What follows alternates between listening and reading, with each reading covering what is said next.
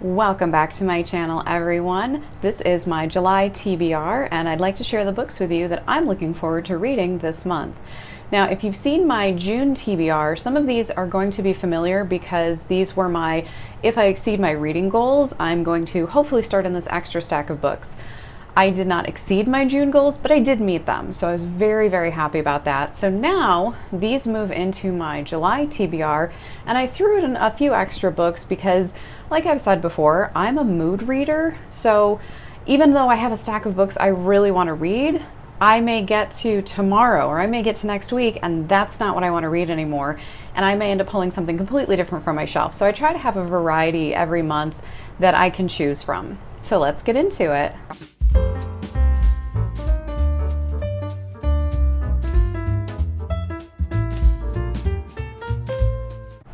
All right, our first book this month is Snow Country by Yasunari Kawabata. This is a story set in Japan, and this is considered, I believe now, a modern classic. And the story is of a tragic, doomed love affair, basically. And it's set at a hot spring where a geisha and I believe a businessman from the city meet, have feelings for each other, but they know that it won't work out. It's set in wintertime, obviously by the name. And I've heard really wonderful things about this, and so I'm very excited to read it. I know I've said before that I love Japanese literature, and I love stories set in Japan or about Japanese characters, so this is definitely on my list of I can't wait to read it. However, like I said, being a mood reader, I want to be very much in the mood to get the most out of this. So this is definitely on my list, but I only hope that I can get to it this month. The next book that I have on my July TBR is Great Expectations by Charles Dickens. So, I am not the biggest fan of Charles Dickens. The only book that I've read of his was A Tale of Two Cities. I absolutely hated it. I was a high schooler, it was required reading, and there could very well be a reason why that book did not click with me. But I have heard absolutely wonderful things lately about Charles Dickens, his writing style, and in particular, this book. So I feel like I need to give Charles Dickens another chance, and I'm hoping to do it with this story. So the story follows Pip and I believe his sister. They are orphaned and they're very poor at a very young age, and his sister ends up getting married, but he's still kind of doomed to the level of poverty and the level of society that comes along with that. But all of a sudden he receives a mysterious benefactor that changes his life completely, and it sets it on a completely alternate trajectory. And his changes in life affect his sister, and it affects obviously the people around him. And so the story seems really interesting to me. I am hoping for a good experience with this, but I'm keeping my expectations very low so that I won't be disappointed. But hopefully I'll be pleasantly surprised. So that is Great Expectations by Charles Dickens. Next on my July TBR is 100 Years of Solitude by Gabriel Garcia Marquez. I have heard he is just, in everything he's written, that he's a wonderful author, but this, I believe, is widely considered to be his greatest work. It is set in Colombia, I believe, and it tells the story, I guess I should just read it, huh? The book jacket could probably do a better job than me. Tells the story of the rise and fall, birth and death of the mythical town of Macondo through the history of the Buendia family. Inventive, amusing, magnetic, sad, and alive, with unforgettable men and women, brimming with truth, compassion, and a lyrical magic that strikes the soul, this novel is a masterpiece in the art of fiction. So I believe I've looked up a little bit more detail on this book, and I'm trying to go into it with very little knowledge of the story, but I have I've looked at it a little bit, and I have watched some other YouTubers' reviews of this book, and thankfully a lot of them are pretty spoiler-free. They all seem to agree that this is a book best experienced with very little knowledge about it. You just want to go in and discover everything for yourself. But I believe the story begins with the Banana Massacre, which I actually had to do a little bit of research for to understand a little bit more. And one of the only survivors was a small child, and he became, I think, the main character in this book, and he goes on with his life, but he wants a life very different than what would normally be allowed him, with everything that's happened to him and his social standing and his finance or financial standings in the world. And so he ends up creating his own town. And then the story follows the lives of the Buendia family as they live in this town in, I believe, over 100-year period. So I've heard some other things, but I haven't read it yet. I don't want to spoil anything for anybody else. And I want to go into this book wholly open-minded and just ready for the experience of this. So I am very excited for this. This does make me a little nervous though, because I have heard that it's quite a gripping experience. Some people have said it is the best book that they've ever read, but it does evoke some very strong feelings in them. Obviously, solitude is a huge central theme to the story and to the characters.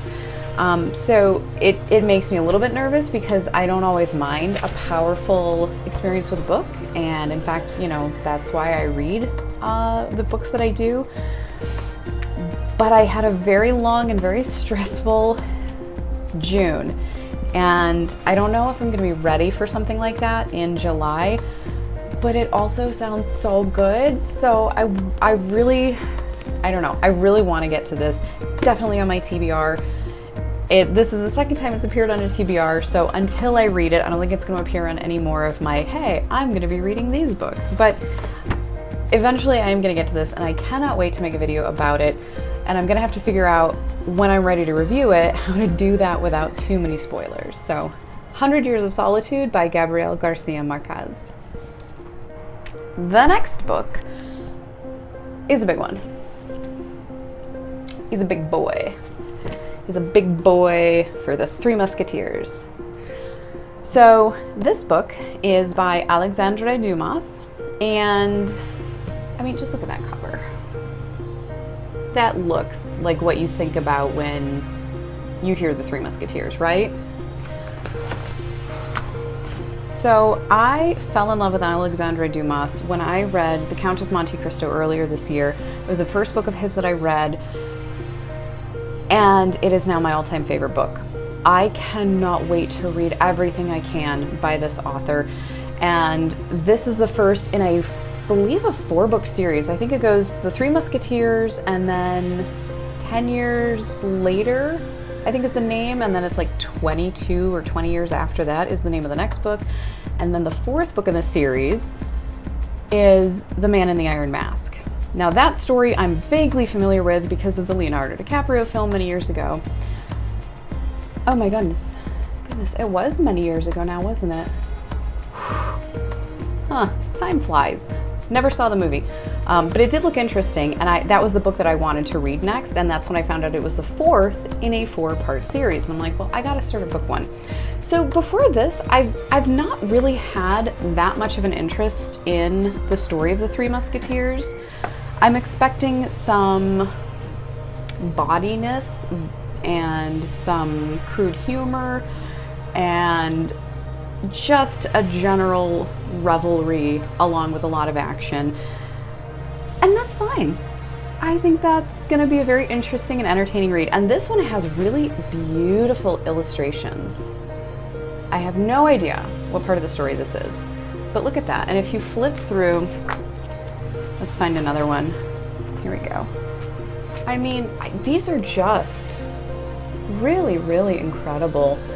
And I think that's actually very, very interesting to have illustrations in a book. Sometimes I don't like that because I like my own imagination to tell me what something looks like. But sometimes it can be hard to picture it yourself, especially if you don't really have a frame of reference. And so I'm quite excited to read this book and to get a picture, get an understanding of what these illustrations mean. And I have a feeling if this is written, if the writing is anything like The Count of Monte Cristo, I think this is going to be an absolutely fantastic book. This one I will probably start in July, but I probably will not finish. I want to say The Count of Monte Cristo took me 3 weeks. No, it took me longer than that. but that's because I kept going back and rereading, and I started highlighting. It was the first book that I annotated. I don't know if I'm going to be doing the same thing with the Three Musketeers. We'll see. The book will tell me if it wants me to annotate it. But this is going to take a while for me to get through. And here's part of the reason why. I have this thing in my brain where I really struggle to read more than one book at once. And it's something that I never thought would have been a strange thing. But as I started watching BookTube and watching YouTubers talk about their wrap-ups and how many books they read, and then their TBRs and how many books they wanted to read, I was like, oh my gosh, how can you read so many books in a month? And aside from learning the trick of listening to audiobooks when you're doing other things to be able to continually, read and gather and to take in the books audibly, they had a habit of reading concurrently. They would read a few chapters in one book and then they'd switch over to a completely different book. And that just blew my mind because I don't know if my brain can handle that. And so this is going to be a struggle for me because I would normally read only a book at a time, and until I'm finished with that book, I'm not going to pick up another book. With audiobooks, I've started to be able to read 2 books at a time, but I'm choosing audiobooks that are short. I can usually complete them in a single sitting, and so far they have primarily been the Sherlock Holmes series by Arthur Conan Doyle. And so I can sit there, I can garden for a couple hours, or I can cook for a few hours, and I can have an entire Sherlock Holmes story completed, or even a couple completed, in a single sitting. And somehow that works okay with my brain with the book that I'm physically reading, and pretty much all my other books I've physically read for the most part. So I know that I can't really do that with a book that large. So what I'm going to end up having to do is figure out how to make my compulsive issues with reading one book at a time just stop it and be okay with reading multiple books. I also had the same thing for a very long time with video games. I like to finish a video game from start to finish before I pick up another game.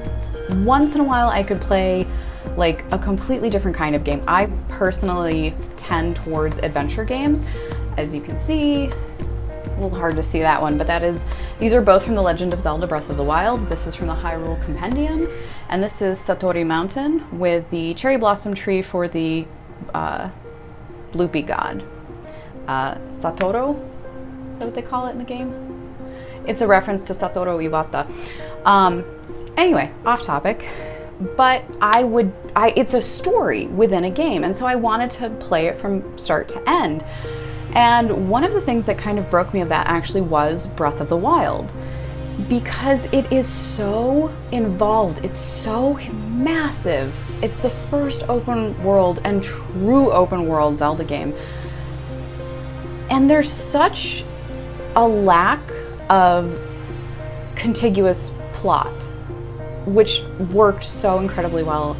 So you could do anything you wanted. You could literally just go and pick apples from trees for 4 hours straight if that's what you wanted to do. You didn't have to do any of the story elements. You didn't have to go fight Ganon. You didn't have to go save the 4 divine beasts if you didn't want to. You could just wander around and climb a mountain and be like, hey, what the heck is up here?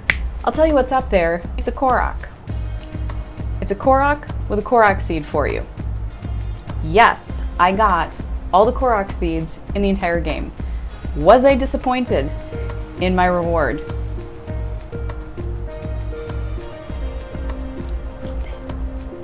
Little bit. So while I was playing Breath of the Wild, I was dragging out the experience for as absolutely long as possible because I didn't want the game to end.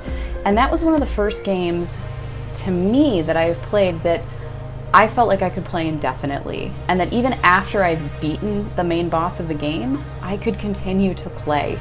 And so that helped me separate myself from the need to play and complete a game before picking up another one. And so I could just pick it up whenever I wanted, and I was able to play a number of other games in between. And it was liberating to be able to do that. And so I want to try to be able to do the same thing with books now. I want to try to be able to have a book and be reading it And especially because I'm a mood reader, sometimes I lose the mood for the book in the middle of the book. And maybe I don't want to totally scrap it and then restart it ages later, like I did with Inferno. Maybe I just want to put it down and for another few days try a completely different book, and maybe I can then bounce back and forth. So along with my reading goals for July of just finishing books, part of my goal I think wants to be to read more than one book at a time, but to do so in a way that feels natural to me and doesn't ruin the experience or degrade the experience of reading a story from start to finish. So it's not exactly a book goal, but it's a reading goal for me. So that's where I'm going with that. Now, those I had all previously mentioned in my June TBR. I have a few more books that I am looking at reading in July, and I'm actually probably going to be picking these up maybe even before I pick up those.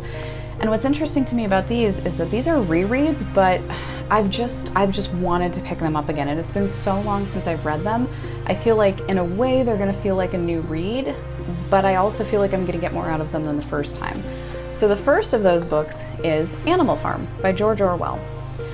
I hated this book when I read it. I was in 7th grade, I think, and I just went to the library and picked it out. And at the time I was reading a number of dystopian novels. I want to say in middle school I read Animal Farm, 1984. I don't think I read Fahrenheit 451 until 9th grade, but my English teacher recommended it to me when she sort of saw my taste in books. I read something else in middle school, and I can't remember what it was. 1984 I really liked when I was a teenager. Animal Farm I hated, but as an adult I realized how much of this went over my head, and I read it very, very topically, and it's because I just picked it up and I didn't understand what I was reading.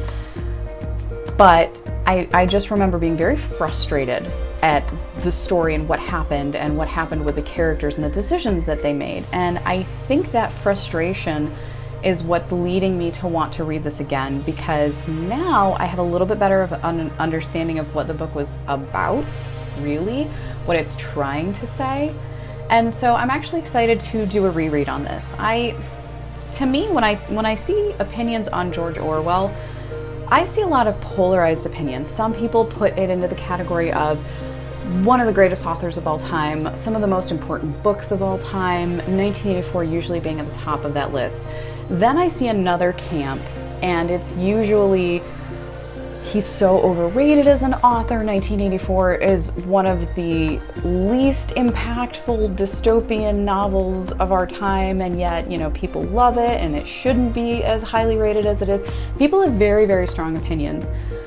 I personally loved 1984 when I read it, but I hated Animal Farm, so I kind of ended up in this middle ground, and I was swayed in my opinions back and forth depending on who I was listening to at the time, because the camp that loved him would make really good arguments, and I'm like, yeah, I agree, I think George Orwell's a great author. And then the camp that really disliked him would make arguments, and I would sway to that side. I'm like, I didn't think of it that way. That's a good point. Compared to these other authors who I think actually were better writers, I don't like him anymore. So I think I'm growing out of some of that, and I'm trying to decide for myself what I think about George Orwell and what I think about his writing. So Animal Farm is one that I really want to pick up and revisit and see if my adult brain and my adult experiences in the world give me a totally different experience reading it. My next reread is another classic, surprise, surprise, and that is A Separate Peace by John Knowles. Again, I read this in high school and I really loved it. I remember crying at this book. But as I have mentioned in my previous videos, I also have this thing where my brain just wipes out complete memories of what I've read in the past. So I don't remember much about this, at all. I remembered I loved it, and I remembered that I cried. That's kind of it. And the back of the book does not help me out much. Jean was a lonely, introverted intellectual. Phineas was a handsome, taunting, daredevil athlete. What happened between them at school one summer during the early years of World War II is the subject of A Separate Peace. other than praise for the book on the back, that's all it says. So there's two guys, right? They're going to school and something happens. I don't remember. Does one of them die? I don't think so. I don't remember. How do I not remember my books? I don't know. But I am excited to reread this one, and part of the reason is because I was watching a video from, I believe it was Carolyn Mary Reads, or she mentioned this book and how it was one of her top books. She really loved it. And it just triggered a memory, and I went, oh yeah, I read that. And I was pretty sure it was still on my bookshelf. So as I was pulling books off my shelf to decide what I wanted to read for July, I came across this and I was like, you know, if I'm gonna do some rereads, I think this one has to be on there, because I now have a book that I hated in high school and a book that I read really, really close to that same time period and I absolutely loved. Now, all these years later, I'm really curious to see if I still feel the same. Are they gonna switch? You know, how am I gonna feel about either of these and both of these? So these two, I definitely think I'm gonna read in July, and I'm really excited to get back to them. Now, the last book that I have is a nonfiction. I am not typically a nonfiction person. There are a few that I have read that just, I think they are incredible, and there's one book that I want to make an entire video about because I feel like it changed the way I look at people. It changed the way I'm going to approach any human being for the rest of my life. It's going to change the way I approach my life going forward. And so I'm going to make a video about that eventually, and I'm really excited about it. But for now, I am trying to pick one or two nonfiction books here and there to kind of throw into my repertoire. So what I chose was Easy Way to Quit Smoking Without Willpower. I've heard about this book for a very long time. It's by Alan Carr, and it's incredibly highly rated. And what I found really interesting about this is I had heard about this in numerous places, so I checked it out on Goodreads, and the reviews are hilarious. So many people go on and put a review about this book, and they say, this book is full of all of the stupid cliches and all of the annoying mantras that you already know. ... But it works. It's stupid, but I'm gonna do it, okay? To my Galaxy Quest friends out there. And so I was really interested in this book for a long time, and then I found it I was looking for it at Barnes & Noble and I couldn't find it. And so I ended up ordering it because I'm just fascinated by this topic. I am not a smoker. Nobody in my immediate family is a smoker. 99.999% of my friends are not smokers. You know, I have family members, extended family, that do smoke. It's not a common thing for people in my life, but honestly, I love to learn about things that are outside of my sphere, and to me, this is one of them. And what I'm really interested in to see is smoking is one of the most addictive habits, and it is one of the hardest habits for people to break. People can get off of hard drugs easier than they can permanently quit nicotine, and I find that absolutely interesting. And so I want to know from this book, from something really, really highly rated, and people seem to think that it, seem to feel that it worked incredibly well for them, is what is the secret? What is the mental, physical, emotional aspect that can fix that problem? So I'm gonna start this absolutely in July. I might even start this tonight. This is probably gonna be the first book. Now, this is also one of the things that I think is gonna help me break the I can't read more than one book at once habit. And I think it's because, to me, nonfictions don't count as, they count as a book, but they're not in the same vein for me as the adventure stories or the classic literature or the romance or whatever you want to say. The fiction books to me are a story from start to finish. The nonfiction it's like class. You're going to school.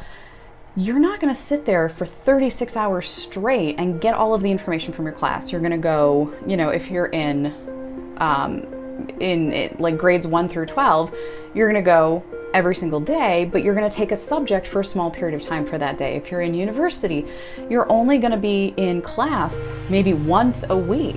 So I feel like that is how I approach nonfiction. I just take it in small chunks, And I don't think they're meant to be read in a single sitting. They're not meant to be read as you would read like an adventure novel. So this is going to be one of the books that I'm reading concurrently with all of my others. And I'm really excited to see what secrets this has, because I think there is so much psychology behind breaking habits and forming new habits. And psychology has always fascinated me. And the video that I want to make about an entire book that I keep looking over here because it's sitting on my desk and it's never moved from my desk since I set up my office. I just like, it's like a comfort blanket. Like I just have it there all the time, even though I'm not actively reading it because I've read it. So, okay. I think a lot of the nonfiction that I'm going to be picking up over the next year is going to be along those veins. They're going to be psychology or books about habits, books about things that we want to change about our lives and how do we do that, whether we want to make positive changes or whether we want to break negative things in our life and replace it. So how to quit smoking. I'm going to be interested to see the impact, because as somebody who's never once taken a puff of a cigarette, I don't understand the pressure and the struggle that people who are trying to break the nicotine habit go through. And so I'm hoping that I can still get a lot out of this book even as a non-smoker. And I always think it's a great idea to learn something new, because maybe you can help somebody one day in your life. So that's another part of why I want to read this, because who knows, maybe I'm going to learn something that I can pass along to somebody else and they can make a change. So again, How to Quit Smoking by Alan Carr. So that's it. That's all the books that I have pulled aside for my July TBR. Don't be surprised if when it comes to my July wrap-up, there's a completely different book in there, and it's one that I didn't talk about at all because I don't know just how I'm feeling right now. Aside from the last 3 books, none of the ones that I desperately want to read do I want to read right now, and I don't know what that is exactly about. I don't know what exactly I'm feeling right now as far as what I want to read. So I feel like maybe I also might take a trip to the bookstore in the next week or so, because sometimes to get me out of like I don't know what I want, it's almost like food cravings. Like I'm craving something, but I don't know what. And so then you just keep eating, but nothing's hitting that craving, and you're still craving and you're still eating and it's not going anywhere. So I think what I might do is go to the bookstore and just browse, because sometimes that gets me out of this funk. I spot something that I'd completely forgotten was on my wish list to read, or I've never heard of it and the cover draws me in, and the synopsis on the jacket just sounds really interesting. So if I do, I think I really want to make a video of going to the bookstore and how I browse for books, and I will be putting that in my next vlog if I manage to have time to actually go to the bookstore and do that. So I hope you are all having a wonderful day. I hope you are reading a fantastic book. I am Cam, that's my story, and I'm sticking to it.